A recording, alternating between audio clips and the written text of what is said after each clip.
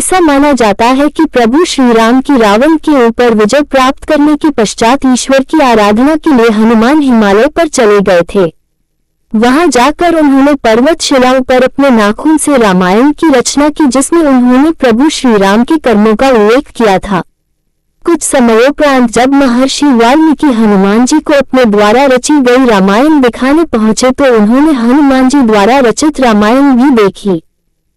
उसे देखकर वाल्मीकि थोड़े निराश हो गए तो हनुमान ने उनसे उनकी निराशा का कारण पूछा तो महर्षि बोले कि उन्होंने कठोर परिश्रम के पश्चात जो रामायण रची है वो हनुमान की रचना के समक्ष कुछ भी नहीं है, अतः आने वाले समय में उनकी रचना उपेक्षित रह जाएगी। ये सुनकर हनुमान ने रामायण रचित पर्वत शिला को एक कंधे पर उठाया और दूसरे कंधे पर महर्षि वाल्मीकि को बिठाकर समुद्र के पास गए और स्वयं द्वारा की गई रचना को राम को समर्पित करते हुए समुद्र में समा दिया। तभी से हनुमान द्वारा रची गई हनुमद रामायण उपलब्ध नहीं है।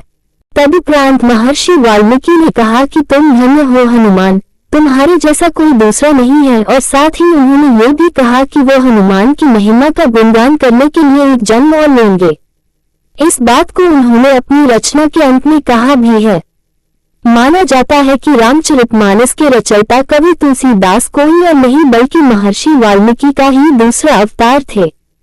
महाकवि तुलसीदास के समय में ही एक पत्रिका को समुद्र के किनारे पाया गया जिसे कि एक सार्वजनिक स्थल पर टांग दिया गया था ताकि विद्यार्थी उस लिपि को पढ़कर उसका अर्थ निकाल सके।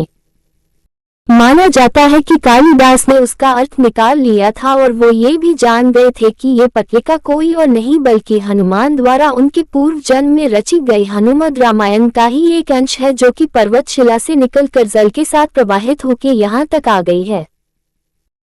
उस पत्रिका को पाकर तुलसीदास ने अपने आप को बहुत भाग्यशाली माना कि उन्हें हनुमद रामायण के श्लोक का एक पद्य प्राप्त हुआ।